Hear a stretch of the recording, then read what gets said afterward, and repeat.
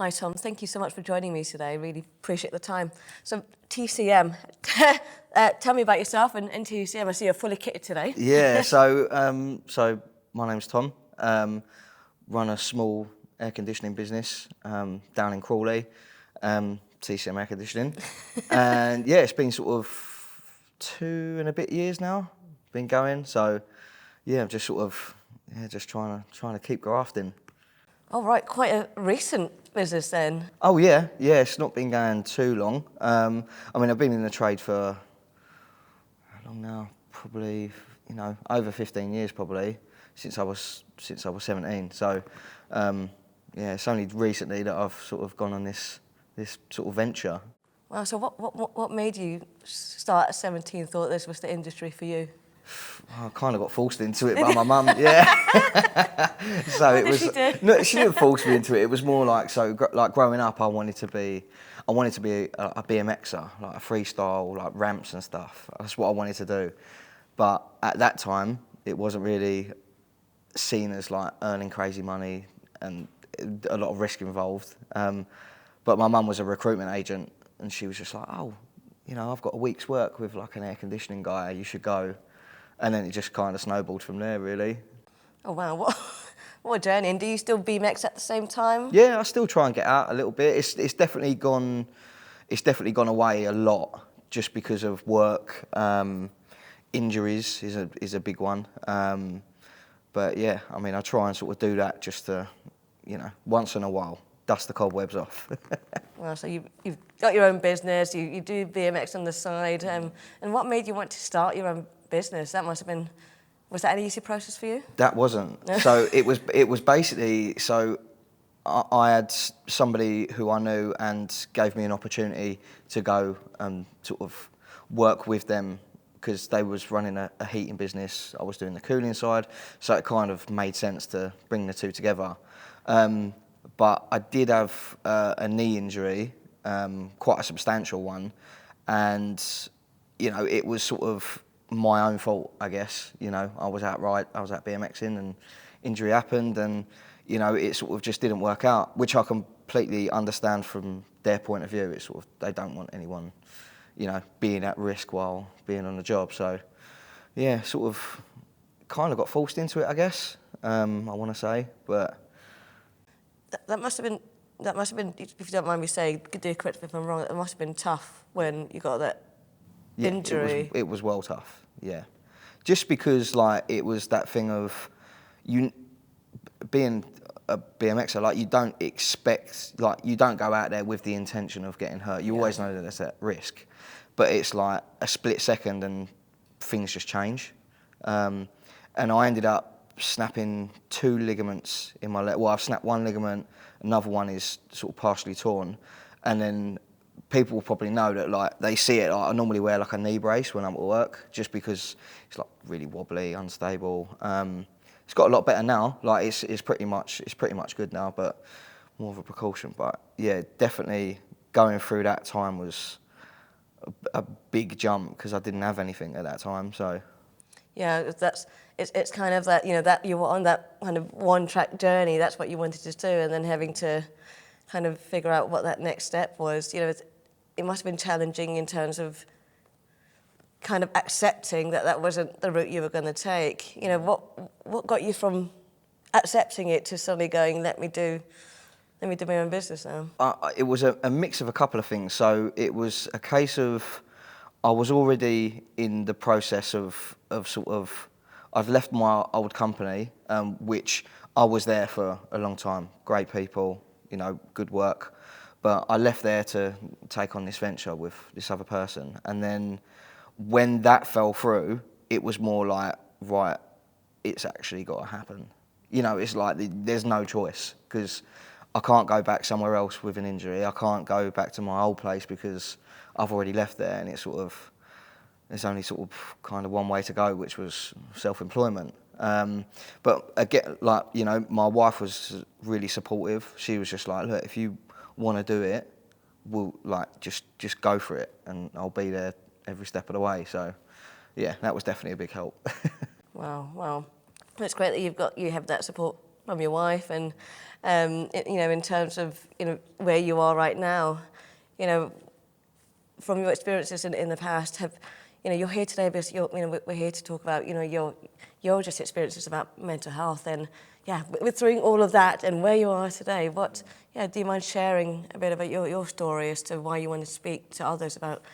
I mean, I'm more than happy to share. Obviously, like, you know, it's not, my journey is probably not for the faint-hearted, I guess, is probably the right scenario, like the right term, I mean.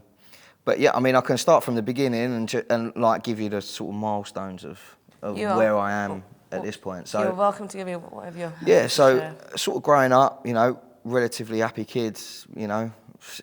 It was just my mum, like my mum and dad divorced, so it was just brought up by my mum and my brother. But then when, sometimes it's a bit tough to talk about, and probably people don't want to hear it, but when I was a young kid, between like the age of probably 6 and probably 12, 13 years old, like I went through child abuse as a kid. I can't really say who it is, just because I think it's just not what we're here for. But, you know, went through that. It was a pretty tough time in regards to that. It's really sort of affected my ability to process problems. It's affected how I think about things, and, you know, sort of the what ifs. So like, it started off, my mental health journey was probably at that point where it was sort of quite, I don't know, I want to say a secret, you know, growing up. And then went through a breakup with an ex, basically. And this was, yeah, in my sort of like mid to late 20s. And then I had nowhere to go after that. So, like, you know, we went our separate ways. I had nowhere to go to stay anywhere. So I was essentially like homeless for a year, like sleeping in my van, like, and it was like a company van, and it was full of tools in the back. So it was like, it wasn't like a camper van, if that makes sense. It was like in the front seat in a sleeping bag for a year, you know. You know, luckily enough, I had a pretty good job at the time, and, you know, sort of, I was working in leisure centres, so I could have a shower and, you know, do all those other things. But yeah, I mean, it was pretty tough at that point. But I mean, there's loads more. It just depends how far you want to go, or, you know. I just want to, first of all, just to say, you know, thank you for being brave and just sharing that, because, like you started off with, it's, you know, it's a difficult topic, because it sounds as though you're from the sound of it, it sounds like you're worrying about, does it feel like you're offloading it to someone and you don't want to, but it sounds as though you're kind of not terrified to share, but more kind of fearful of burdening. It sounded like that. Yeah, so you know, it is a tough subject to talk about. No, like, it's probably, I don't have kids, you know. You know, the first people I told, they couldn't really sort of comprehend it. And then, you know, when I told my mum, it was like the biggest blow she's ever had. Like, it was devastating for her. So when you talk about it, it's sort, it's more the fact of, you know, she feels guilty because she had no idea. You know, I told her when I was like 30, how old am I now? Yeah, I told her when I was like 32. So that's a long time, you know. And yeah, it is a bit sort of like taboo, I want to say. Like, no one really wants to hear about it. Not that they don't want to hear about it, but it's quite hard to sort of go back and forth with that subject, you know. So it's not something that I come out with quite often, you know. It's sort of it does get pretty crazy, like, talking about it, but. No, and I know, you know, I know what you mean by that, because, you know, we've done different interviews, and some of the issues people talk about, it doesn't attach to a taboo, but, you know, I think within, you know, to talk about, you know, your past at last, you know, I can imagine why it felt hard to come forward and to talk about it. So, you know, I think you sharing, you know, will make a massive life-changing difference to others that may go through something similar. So obviously when you told your mum about it, what did that do with your relationship? Was there an impact on that? No, not really. Like, we're pretty close as like a family. Like, we've been together forever, you know. She sort of brought me up. She had no money. You know, she was going out working 3 jobs and, you know, doing things to make ends meet, which at the minute is sort of like quite, it's quite common, you know. I think a lot of people are in that situation. And seeing that growing up, it's sort of, you know, we've stuck together like the whole time. So when I told her, and she was like, how? Like, you know, we're so close, why didn't you say anything? And for me, it was more the fact where I was so young, and I'd never had that sort of chat with anybody. I didn't have the birds and the bees talk and all that. Like, I didn't know what was going on. I was like 6 or 7, whatever. And, you know, when I did get older and I realised what was going on, it was sort of like, you feel embarrassed at the time. I know it seems ridiculous, but at the time you're like, I can't say anything to anybody. Especially like, you know, even as close as like, you know, 25 years ago, you know, it's not the sort of like the impact that it would have had. It wasn't as understanding back then. It was sort of like, you know, the taunting and the sort of, you know, the stigma I feel was probably quite a lot more then, which is why I kept my mouth shut. So what made you, what was it that made you think, you know what, I'm going to open up? Literally, I got to breaking point. Basically, that was it. It was like, you know, again, like, depends how sort of deep you want to go with it, but, you know, like, suicide is like a real thing. Like, and I've been on that side of the coin.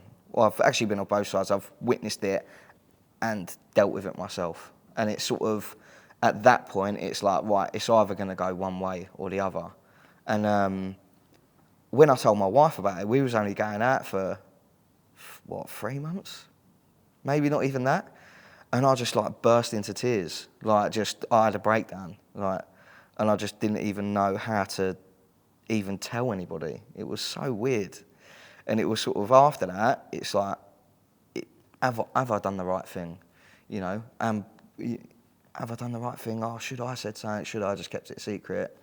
It's all sort of, it's all very surreal when it comes out. You feel exposed. Right? Oh, and the thing is, unless someone's got a really big secret that they've never told anybody, it feels like you're going to burst, you know? And this was after the time where I was like in my van for a year. And then when I met my wife, like, I didn't have anything. Like, I literally had, you know, a bag when I met her, you know? So it was, as you say, felt very vulnerable at that time. So it's quite difficult. And you said earlier that even after you told who's your wife now, you still weren't sure how you were feeling. Did that get better over time now that or do you feel like you still feel the same about it? I mean, obviously when you do open up and you do say these things, you know, people are going to have that quick second to be like, right, okay, they need to process it, because it's quite a big topic. And, you know, that there was no judgment there. Like, maybe I told the right person at that time, you know, which obviously I must have done. But, you know, there was no sort of stigma. There was no sort of, like, teasing or, you know, there was no, it wasn't like feeling sorry for you. They wasn't feeling sorry for you, you know. It was more sort of like support rather than like, look, it's going to be fine. You've been through this and it's going to be fine. Like, and I think, obviously people go through their life with that secret forever, no matter what it is. No, absolutely. And, you know, it sounds like you kind of started to feel vulnerable when you started to tell people. So I suppose, are you happy that you did tell people? It's a mixed bag for me, to be honest. Like I'll be honest, it's definitely mixed.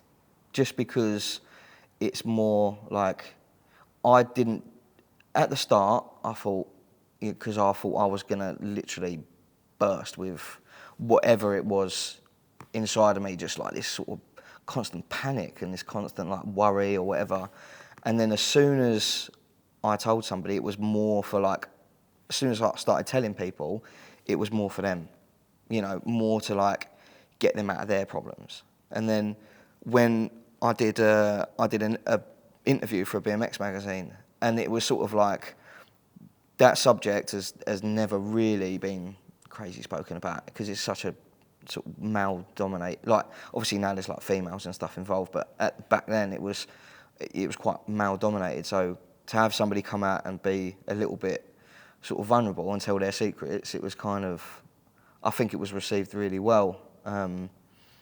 But yeah, in regards to myself personally, sometimes I wish I'd never said, but I think it's better for me and other people that they know the truth. They know how I feel or why I act a certain way, or, you know. And I think that's what it is. It's more because you act a certain way and they say, what's going on? And you say nothing. They're like, there must be something, you know. Yeah, it's kind of bringing the people in your kind of inner circle, part of that, so they can get it. For example, your wife. So in terms of what support do you have in place at the moment for yourself? Or I've got to be honest, I don't have any support. Like, I don't, as in, I have, you know, I go to work every day, I do long hours, there's a lot of alone time, commuting, being on jobs. And, you know, I used to do, you know, like the BMX thing, like, you know, just be sort of a bit, try and clear your mind, you know. But even that's kind of slowed down a little bit. So for me, personally, I've had a little bit of support here and there from other people, but nothing sort of substantial, if that makes sense. absolutely, yeah, that does make. So you've tried to reach out to other support, but something it's not 100% fitting with you. So in terms of, you know, again, thank you so much, you know, for sharing. I just want to thank you because honestly, it's a very difficult topic to share and expose yourself to. But I guess if you were, like you said, people have come to you, and I guess if there are other people similar to yourself, Tom, that is dealing with that, what kind of advice would you give them? Because obviously, hearing you're just not sure how you feel about talking because about it's such a minefield to navigate. If you don't know, and if you haven't been through it, or you're like stuck in a rut, it's such a big minefield to try and follow. Like, there's no one says, oh, you should go down this path and do this. There's no instruction manual, you know. But just reach out, just try, because you might be surprised. You know, it might be the fact of like you're super scared about what you're trying to get across, but you'll be very surprised at how people receive it.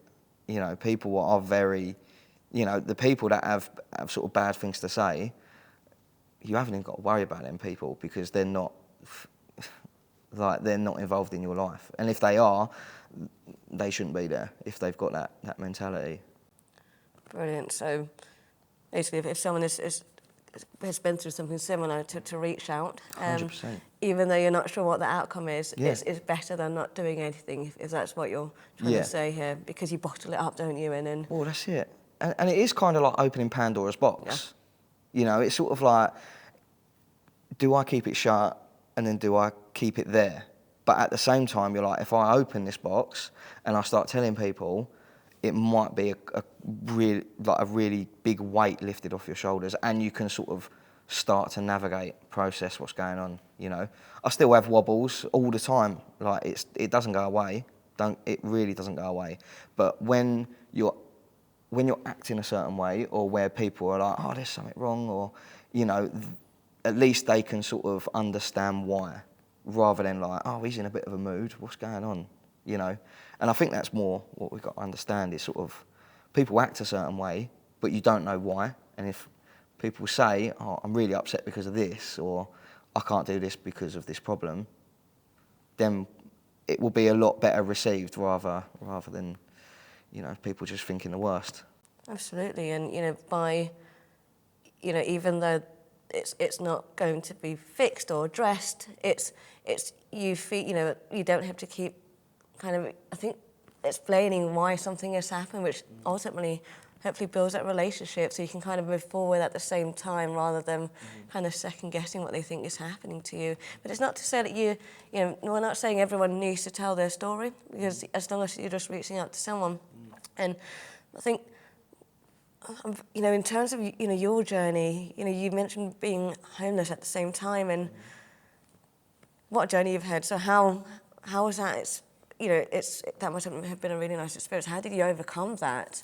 You know what? It was when I started seeing, when me and my wife started seeing each other. But when she reached out to me, we met on Instagram. We met on social media. So I'm going to work, I'm sleeping in a van, I could go and crash at a friend's house every now and again and, sort of try and, sort of tell them what's going on. But it was more sort of myself. I didn't know how to process it, so I just stayed away from people.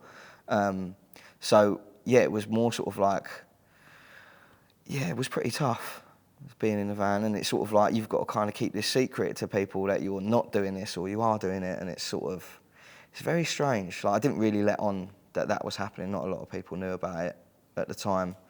And then to come off subject is while that was all happening, my cousin, so he ended up dying, but he was addicted to heroin, so he was abusing substances basically. And my mum rang me and said, "Oh, your cousin's not feeling well, can you go and check on him?" Because he was going to the doctors or something was going on.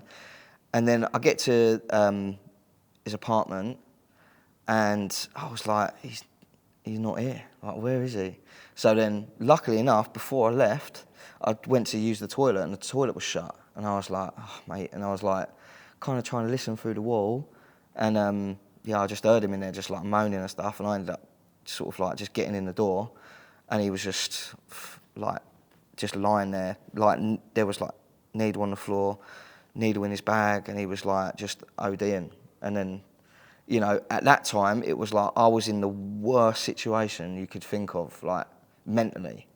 And then having that on top of giving your cousin CPR and all that, and trying to ring the ambulance and all that. And he ended up dying then, it wasn't even, he didn't even make it past that point. So, and then you've got to deal with police and coroners, and trying to process all that is crazy at that time. So it was kind of everything was just sort of stacking on top. And really, really big things. I think when we talk about mental health, it can be many different things, and sometimes it can be little things. But it's when it's all on this, all happening at the same time. Mm-hmm. That's when someone reaches that point of crisis. But yourself, these are really big things that have happened to you. So yeah, I guess in that, if you don't mind, I know this is very personal and deep, but obviously in that, you were homeless, and you were kind of called to support, and when that happened, and just like you've said, your cousin died in that moment. Mm-hmm. How did you process that eventually? You know what? I didn't process it, to be honest. You know what? I just went out, and I had to do that thing of right, okay, I need a reset. So, I ended up getting, I was sort of going to parties and, not drinking a lot, but just sort of going out on the weekends and things like that, just trying to sort of drown out the noise. But then when you think about it, at the end, that doesn't really help you. All it does is it's just a plaster. It doesn't really give you the tools that don't get me wrong, you'll enjoy yourself, but it doesn't cure the problem, and in regards to processing it, you know what, I don't think I ever really did. Just because I think, my aunt, so his mum, was, she lost both her sons. So that cousin and my other cousin, Ben, he died from alcohol abuse. And I was there in a hospice with him. I was in hospice for 8 days before, and he ended up dying. And it was just, I'd never really processed it because I was so busy with my own stuff. I was going to work, I was sort of trying to ride my bike, and, you're trying to, you're in a new relationship, and all this other stuff is piling on top. And now it's got to the point, as you say, it's at that that boiling point. You know, it's sort of like it's pretty. It does get hard sometimes. Are you? I think you mentioned earlier, but are you speaking to people about, you know, obviously things that are going on in your life?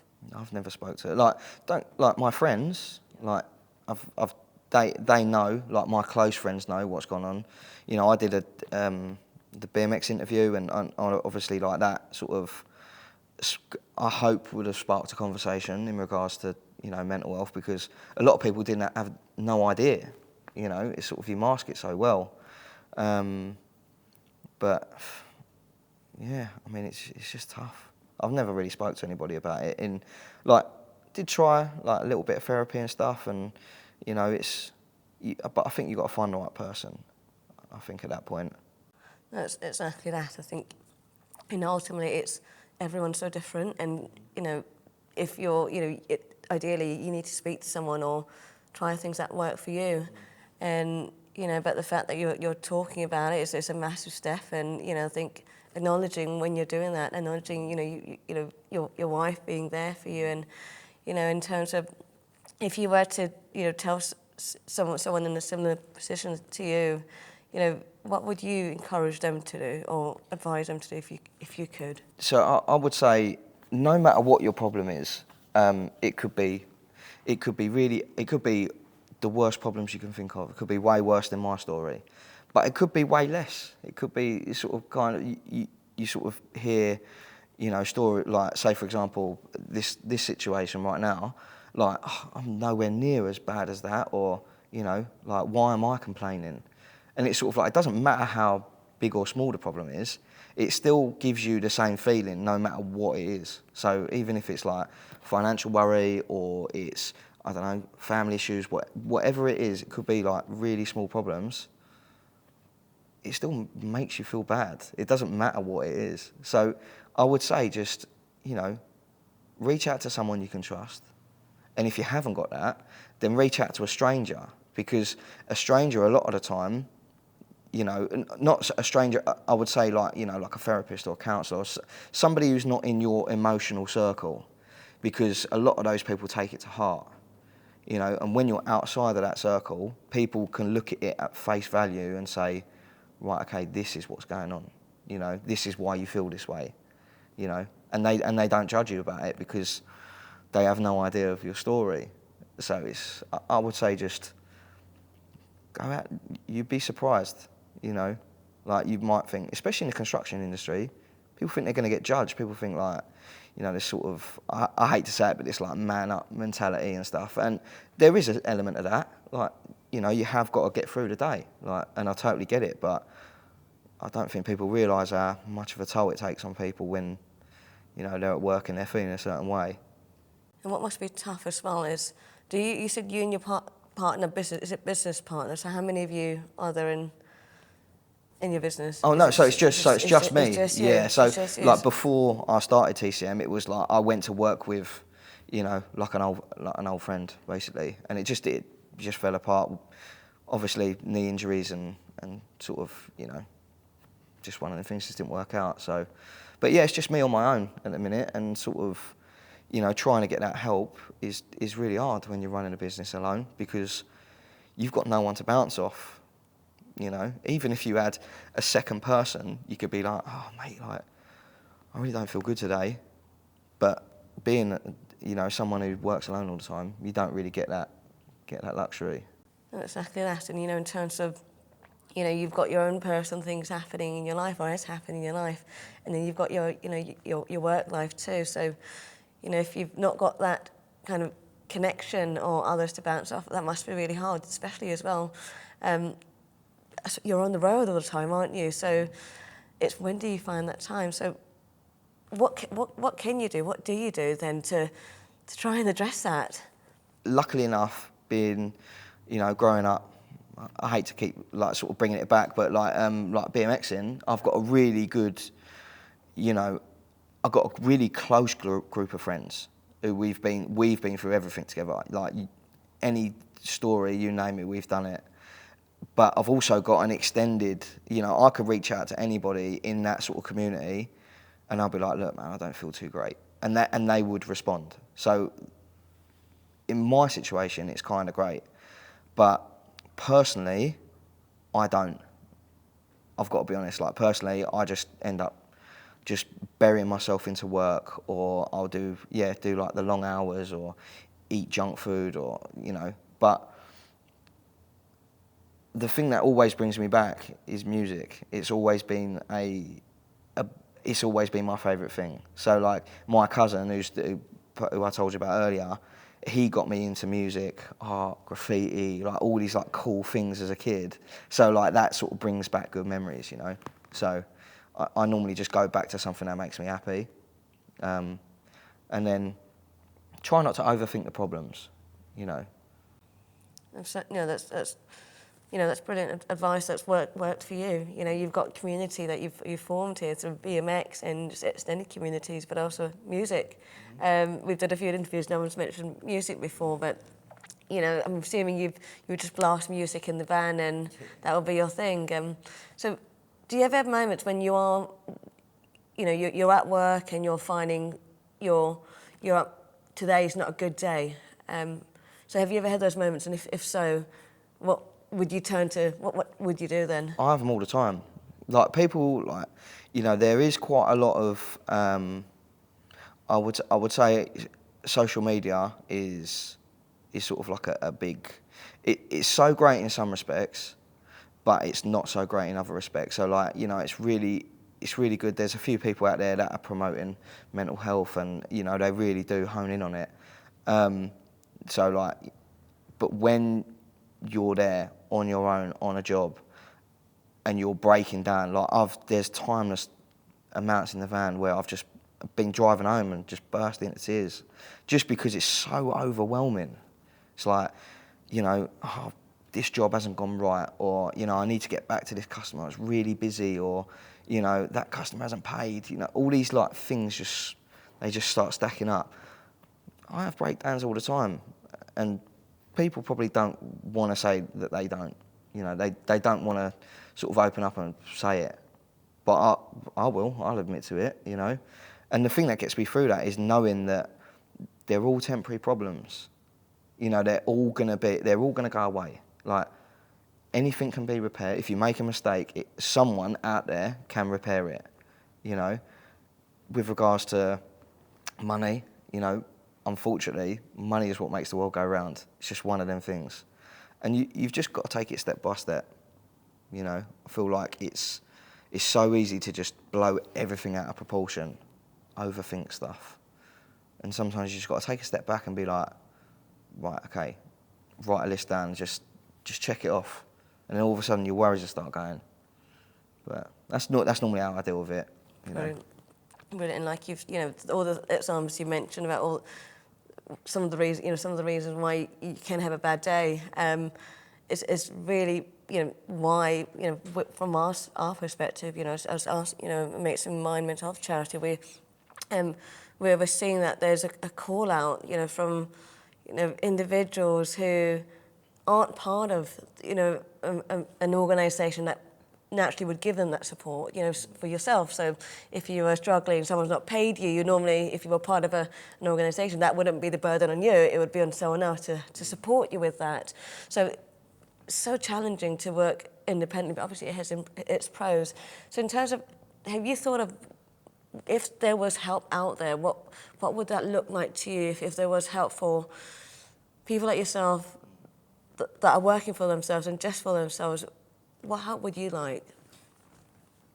I think the thing with small businesses, whether you're a sole trader, whether you're a company, any sort of small business, you're one or two people, it's really tough to get help because you can't, with these bigger firms, they're great to work on because they have an HR department. If you've got a problem at work, they'll sort it out for you. If you're financially stuck, you can go to them.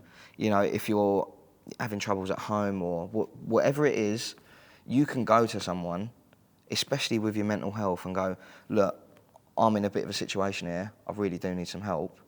And they can do that for you. They can get the ball rolling. Where as just one employee, you've got all these things you've got to worry about. I always say, being self-employed is 5 different jobs. And I think that, like, the sole trader, they can't go to an HR department. They can't go to, somebody and go, actually, like, I'm really stuck here. All you can do is talk to yourself, like, try and work it out. But I think the thing that needs to be different is, I think small trades or like small businesses need somewhere to go for that advice, because they go home, they don't want to tell their partner or whoever they're with, they don't want to tell them about their problems, especially financial. Like, that's not something you want to be worried about. If a job's not going right, if, your business is sort of not doing as well as it should be, I think you need to have somewhere to go, like a hub to be like, look, these are the things that are not great. Can you give me some advice? And I think, for the small business, it's well tough because they just can't go anywhere. It's just one person. And and all the things you've mentioned, we've acknowledged that because you're doing so much at your end that every penny also counts for you. Especially if you're having to deal with chasing payments because no one's paying you on time. You're dealing with all of that. So in terms of the Mates of Mine program, we had Fischer on earlier on, and the fundraising they do is funding your sole traders, your family-run businesses to get that entirety. So if you wanted, HR support, tech support, a helpline, it's all there for individuals like yourself. So if you are in that moment when you're in a van and you think, it's too much is happening at the same time, just want to reach out to someone, just want to say it, and hopefully they'll get me to that support I need after processing. It is there, and it's hopefully it's funded by, organisations like Fischer that can give you this free resource, so you're just part of our community. And also we're running bi-monthly webinars, but it's for you to see others alike, and it's not just to get help, but to speak to other people that are going, yeah, mate, they've not paid me either, or whatever that is. But it's power, it's kind of strength in numbers, and I think that's what we're trying to create there. That you're not alone. Yeah, and I think it is a community thing. Yeah. People like Fischer, like, they do great stuff for tradesmen, and it's like sort of these. I think somebody needs to come together and just be like, we've got all these people screaming out for help. People losing their businesses, people thinking about suicide. There's all these like different conversations that need to be had, and I think a collective amount of people is going to solve that problem, because they're dealing with, I'd say, like the bigger companies, they're dealing with employees that they can see what's going on, but with a sole trader, it's just you're sort of like, where do I go? Do I tell another business about my problems? You're probably not going to. You're not going to tell another business that you're not doing great. You're not going to tell another business that your money's not great. These are all like things that are building up in your head, and I think, having that, even just the webinars and stuff, you can sit there in the van and watch a webinar, take notes, and be like, right, I'll try this. Exactly, and it's like we've talked about support. And it sounds like you have an amazing support system with you, but I guess it's when it's work related, sometimes you need things addressed, and there's one thing kind of offloading, but there's another, I actually want something fixed, and I want someone to help me and support me in ensuring that my job here is right, or I'm not the only one that's dealing with this issue, with this organisation, but it's for you to feel you're not alone. And I think, like you said, you're out on you're out on the road all the time, and you can't. Who do you tell? Who do you tell about these work problems? And I think it's that, and I think community is powerful. And what you said earlier, your support system is your BMX community, and the power of that. So, absolutely, that's something that we would like to be part of, the Light program. But in terms of other individuals like yourself. If they're not maybe as kind of in this level that you are, where you're happy to talk about it, how do you think we could reach out to other kind of your sole traders? I think it's hard to reach out to sole traders, because it's very difficult. That construction mentality, I don't think there's anything like that anywhere else. Sort of like, you know, the stigma and the banter, the sort of, you know, that trying to, it's like, you know, a crowbar in the door. You're trying to sort of like, trying to crack this egg, you know, be like, what's going on? But I think it takes other people to open up. I think it takes other people to be like, you know, it's fine that you feel a certain way. Like, you know, we all do. But it's whether or not do you want to be stuck feeling like this forever, or would you rather just show a little bit of vulnerability and then you just have all this, like, this weight lifted off? And I think just getting in touch with tradesmen, I think, you know, again, social media's like, would be great for that, I think, because it kind of like rules life a lot of the time, you know. I think if people saw that, it would sort of like, you know, maybe flick a switch and be like, oh, okay, you know, that's something that I need, or, you know, things like that. And, you know, I think big, I've always thought like, you know, big sort of like merchants, you know, suppliers. You know, if tradesmen are going in there at like 6, 7 in the morning and they feel really bad about the day, or they go there at the end of the day and they feel really bad, and they've got something there that they can pick up a leaflet, or they've got a phone number to call, or an email, or whatever it is, I think that should be a thing. Whether or not it, you know, I haven't done crazy amount of research whether it is or not, but the merchants that I go in, there's nothing about it. So I think it would just open, I think it would open the floodgates a little bit.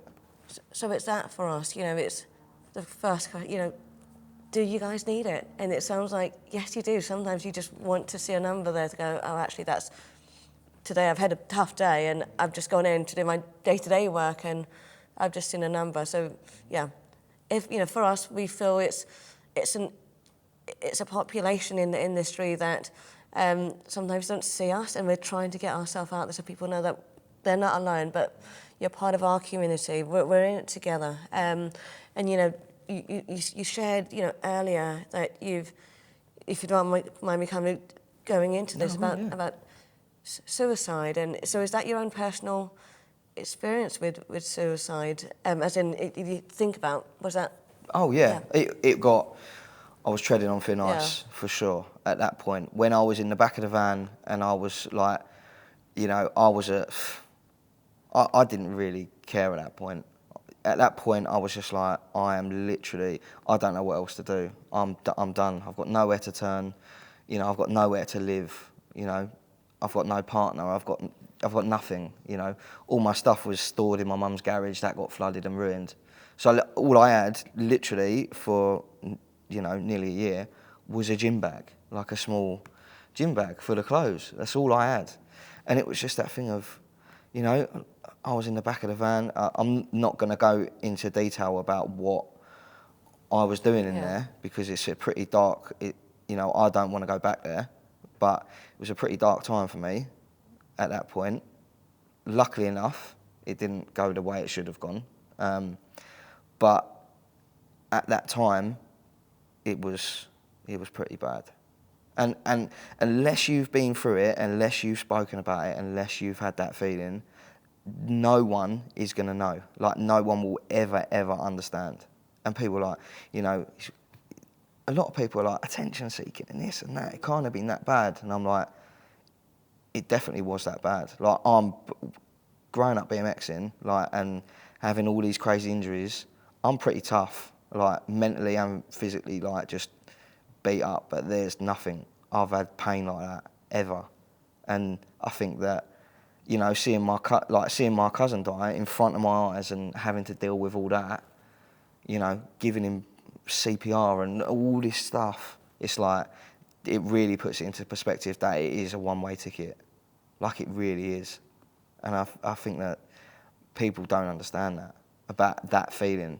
But when it actually does happen to someone and you hear about it, you're like, they must have felt so bad. And you're like, all they had to do was just call a number, call a friend, you know, come stay around mine, we'll get a takeaway and we'll talk about it. Or, you know, if you want to go down the pub and chat with your mates, like, that's, you know, my personal experience with suicide, it's still, it's still a thought that pops into my head sometimes. I'm not going to lie. You know, it's still there. But, you know, I would never try and take action on it again, because I know it will pass. But it's, you know, it's there. Probably a lot of other people. But whether or not you act upon it is two different things. And I think you shouldn't. But, you know, for some people, it's the only way out. You know, it's a permanent solution for a temporary problem? You know. Yeah.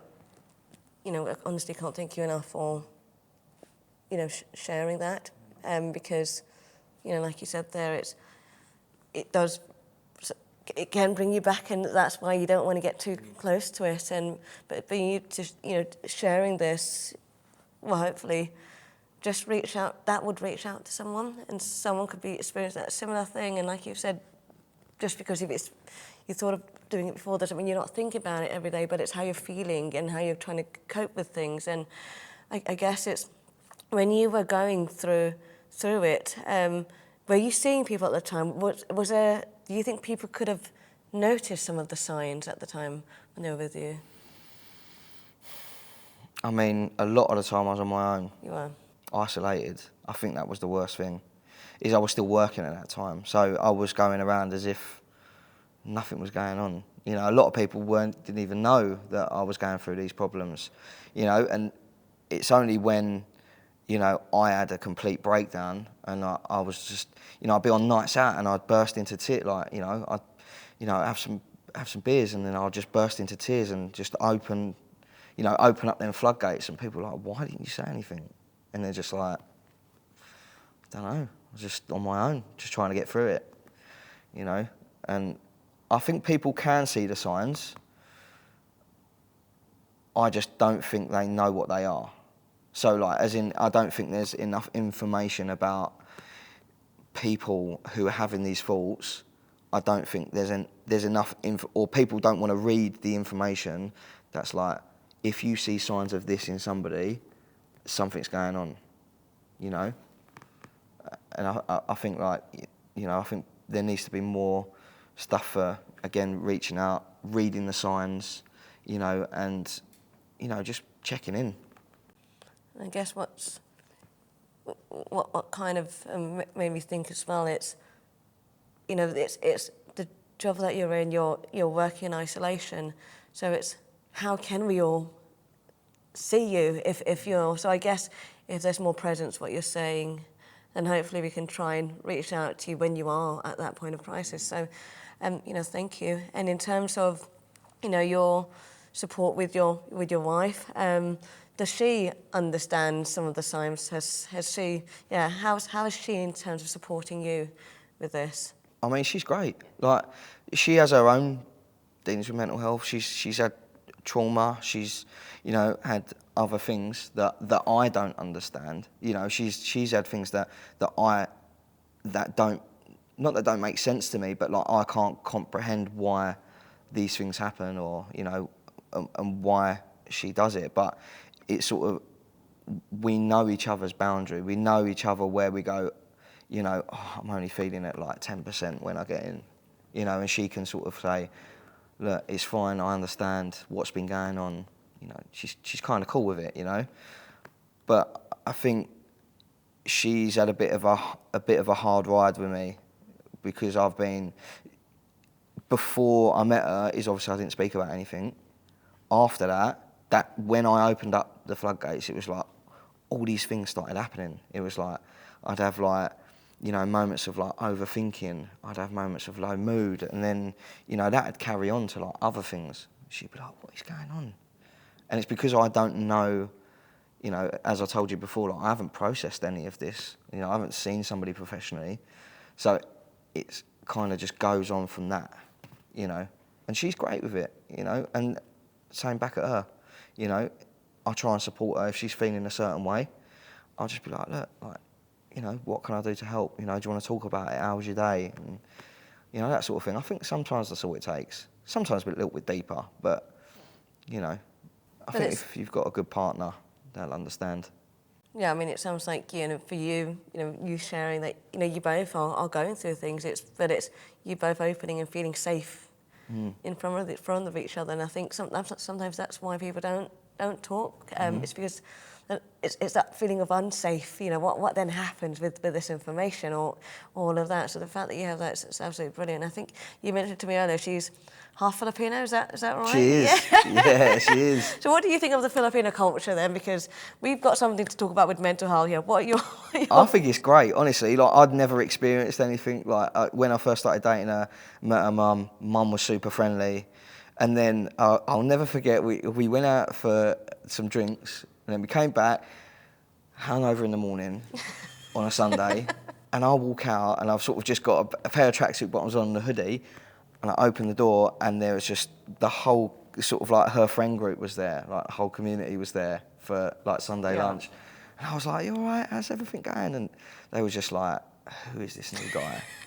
Like, who is this guy you've just like sort of let into your family?" But I go to like Filipino parties, like they love to dance, they love to eat, you know, great people. Oh, thank you. You know, it's again another community, isn't it? And it's, you know, I know just being Filipino myself, we don't care who you are, similar to mental health, and we don't care who you are, what you do, or whatever that is.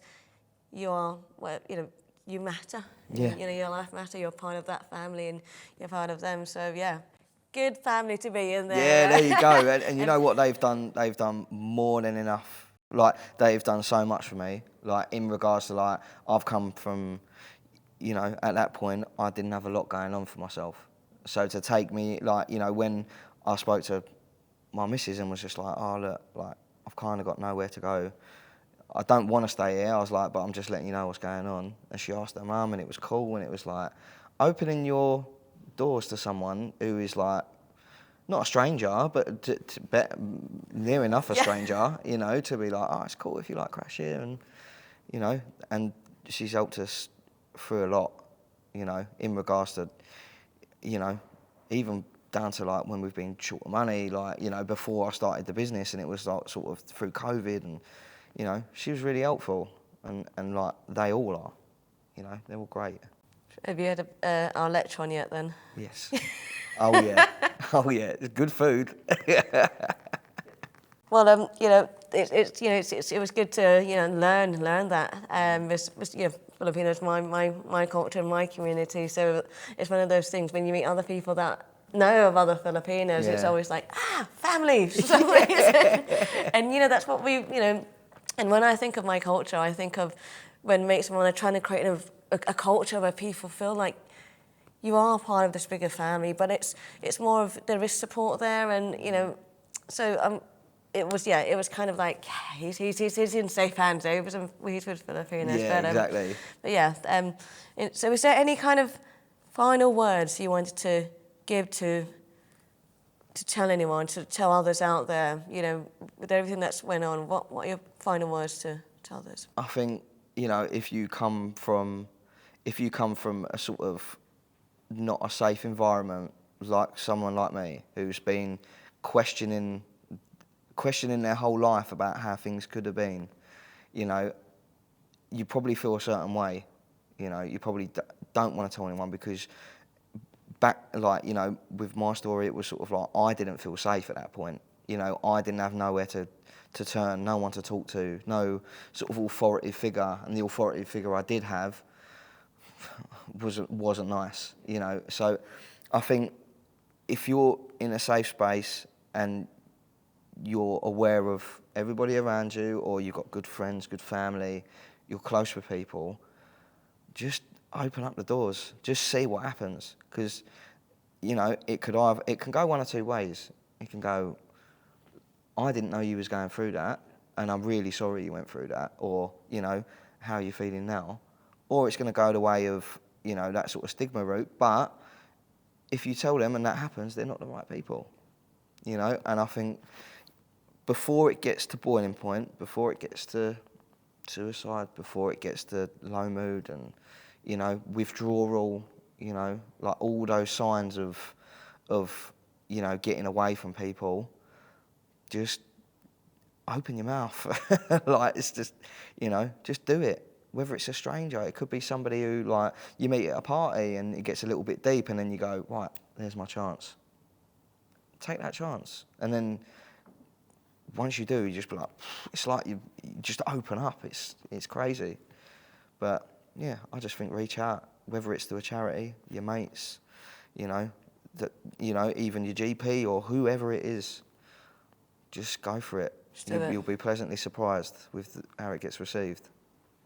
Well, it sounds like simple advice, isn't it? Just speak up, but it's hard when you're going through it, isn't it? Because it sounds like a massive leap that you're having to take, and it sounds like it was a massive leap that you took. And even if sometimes you still have bad days, it was the best leap you could have made, because you know you're closer to people. So thank you for really preaching for people to do that step, because it's a hard step. It's a huge step. Yeah. And it's like, you know, whatever you're going through, whatever secrets you've got, it's massive. No matter how big or small it is, in your little world, it's huge. You know, and when you're ready, do it, but don't wait till it's too late, I would say. Well, Tom, I really appreciate you sharing all of this, sharing your story and just being so honest and open. I know it's not easy to do this, so thank you. And I know that others who will listen to this will really impact and change their lives. So thank you so much, Tom. Really appreciate it. That's all right. You're more than welcome. Thank you.